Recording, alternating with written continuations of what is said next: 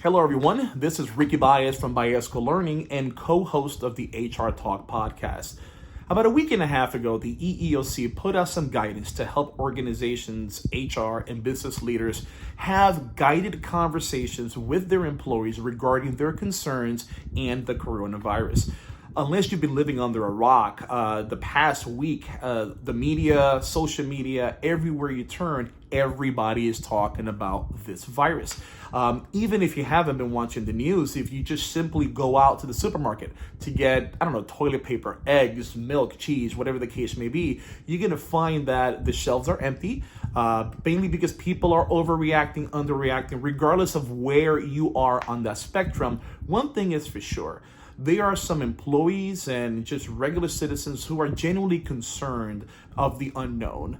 So one of the things I wanted to talk about today, spend a couple of minutes with you, is to kind of go over that EEOC guidance and pick one thing that I can help you with in having that conversation with your employees. And one of them is what you can and cannot ask your employees at work to find out if they have the virus or not. If you're in the HR space, you know that you got to be careful with these conversations because you don't want to go down a rabbit hole where you are talking to your employees, asking all these questions, and then you find yourself in a conversation that is deemed illegal as far as employment and labor law is concerned. Now, I just want to note, I am not an attorney. I don't plan to be one. I don't claim to be one, but if you have any legal questions, definitely consult an attorney, an employment and labor law attorney on this. This is just one HR person to everybody else out there in the world, giving some guidance as far as how you can have these conversations. One of the things that you can do, according to the EEOC guidance, and I'll go ahead and put a link over in the video notes, is you can ask if they are experiencing flu-like symptoms. If you see an employee that it's coughing, is sneezing, and they're experiencing the flu-like symptoms, you are allowed to have a conversation with them solely to understand where they've been, what are they experiencing, and then so you as an organization can make an informed decision on whether you should send the employee home or not. You can ask those questions. Now, here's where it gets dicey.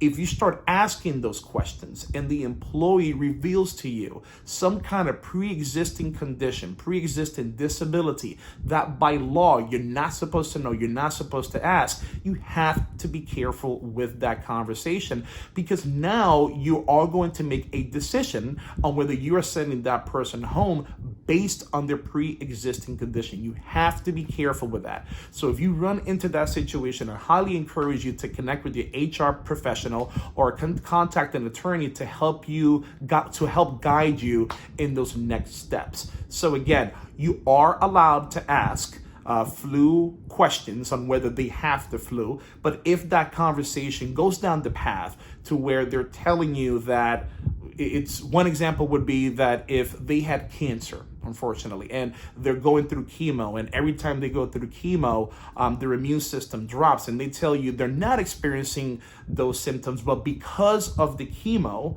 now their immune system is low, and they're asking to work from home. So now you can't just send that person home. Now you just have to have the conversation as required by ADA to figure out what is the best accommodation possible. I'm not saying that sending them home is the answer, sending them home is not the answer. All I'm saying is you have to go down the ADA route and have that conversation. That way you check that legal box and have that dynamic dialogue as required by law.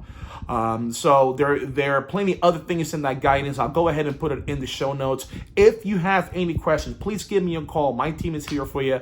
We are at 407-501-8425. You can find us at www.baezco.com, or you can email us, ebaez@baezco.com. Thank you very much for your time, and happy Monday. Have a good one. Bye.